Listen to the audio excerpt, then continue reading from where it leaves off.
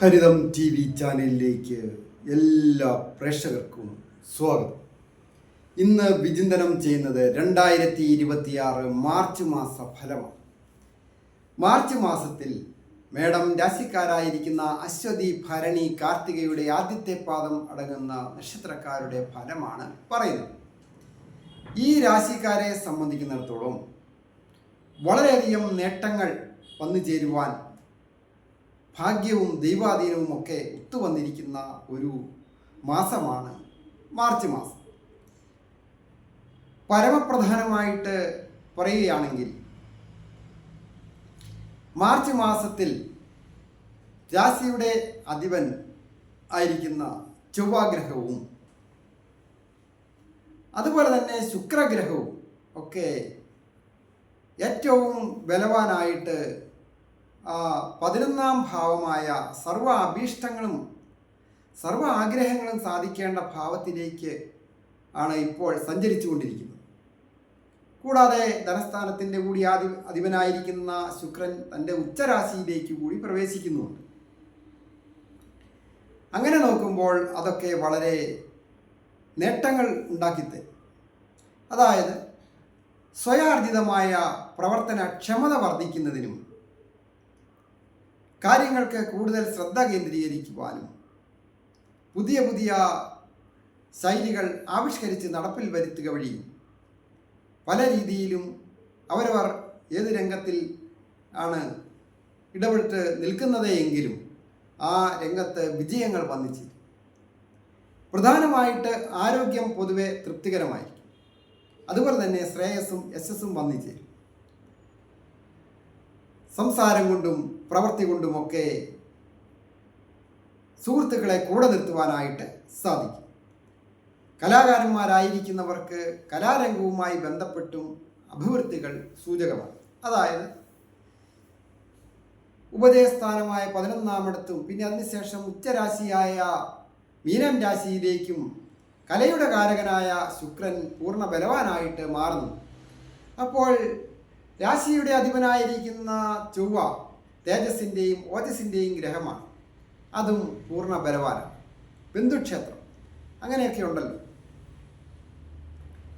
അപ്പോൾ വളരെ ബലവാനായിട്ട് നിൽക്കുമ്പോൾ വ്യാഴം 3ാമിടത്ത് അനിഷ്ടത്തിലാണ് എങ്കിലും ധൈര്യത്തെയും വീര്യത്തെയും ഒക്കെ സൂചിപ്പിക്കുന്ന ഭാവത്തിലായതിനാൽ അത് സ്വന്തം പ്രവൃത്തി വൈഭവം തെളിയിക്കുവാനൊക്കെ സാധിക്കുന്ന ഒരു സമയമാണ്.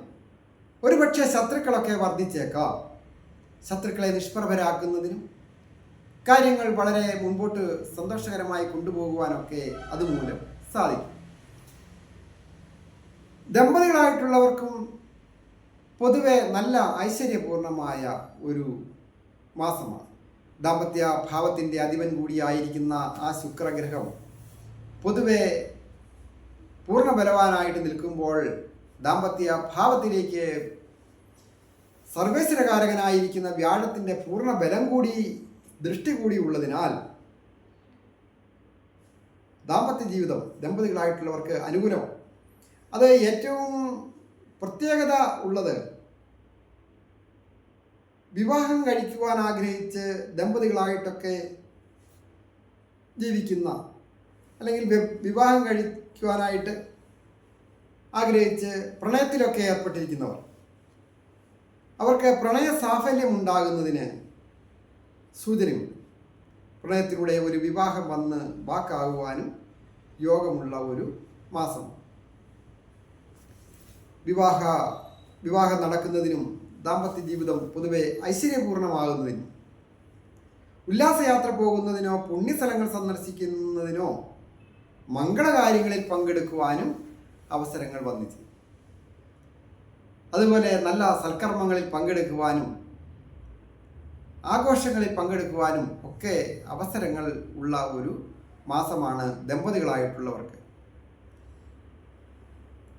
വിദ്യാർത്ഥികളായിട്ടുള്ളവർക്ക് വിജയങ്ങൾ വന്നിച്ചു. വിദ്യാഭാവത്തെ വിചിന്തനം ചെയ്തതിൽ വിദ്യാഭാവത്തിൻ്റെ അധിപൻ്റെ സ്ഥിതി ഉത്തമമാണ്. പല രീതിയിലുള്ള അഭിവൃദ്ധികൾ സ്വന്തം നാട് വിട്ടുമൊക്കെ പഠിക്കാൻ പോയിരിക്കുന്നവർക്കും ജോലിക്കായിട്ട് പോയിരിക്കുന്നവർക്കും ഒക്കെ അഭിവൃദ്ധികരമാണ്. 12ാം ഭാവത്തെ സൂചിപ്പിക്കുന്ന കാര്യങ്ങൾക്ക് പൂർണ്ണമായ ഒരു ദൈവാധീനമൊക്കെ ഉള്ളതിനാൽ വിദേശ ധനം കൈകാര്യം ചെയ്യുവാൻ യോഗമുണ്ട്. അതുപോലെ തന്നെ പ്രധാനമാണ് പ്രത്യേകിച്ച് ഗവൺമെൻറ് ഓഫീസേഴ്സ് ആയിരിക്കുന്നവർക്കും IT മേഖലകളിൽ ജോലി ചെയ്യുന്നവർക്കും ഒക്കെ അനുകൂലമാണ്. പുതിയ പുതിയ ആവിഷ്കരണ ശൈലിയിലൂടെ പ്രവർത്തനത്തിൽ മികവ് പുലർത്തുവാനായിട്ട് സാധിക്കും. അത് മെഡിക്കൽ രംഗങ്ങളും ആയിട്ട് ബന്ധപ്പെട്ട ജോലികൾ ചെയ്യുന്നവർക്കും അനുകൂലമാണ്. അവരവർ സ്വന്തമായിട്ട് ചെയ്യുന്ന ജോലികൾക്കും അനുകൂലമാണ്. ക്ഷീരോത്പാദനവുമായി ബന്ധപ്പെട്ടോ മറ്റ് കൃഷി കാര്യങ്ങളിൽ ഏർപ്പെട്ടിരിക്കുന്നവർക്കും അത് മത്സ്യ കൃഷിയായാലും ഒക്കെ വളരെ അനുകൂലമായിരിക്കുന്ന ഒരു മാസമാണ്. ഒരു വാഹന സംബന്ധമായ ജോലികൾ ചെയ്യുന്നവരോ ഡ്രൈവറായിട്ട് ജോലി ചെയ്യുന്നവർ, അത് ഒരു ഓട്ടോറിക്ഷ ഓടിക്കുന്ന വ്യക്തികൾക്കായാലും ഒക്കെ അതിൽ നിന്ന് ലാഭമുണ്ടാകുന്നതിനും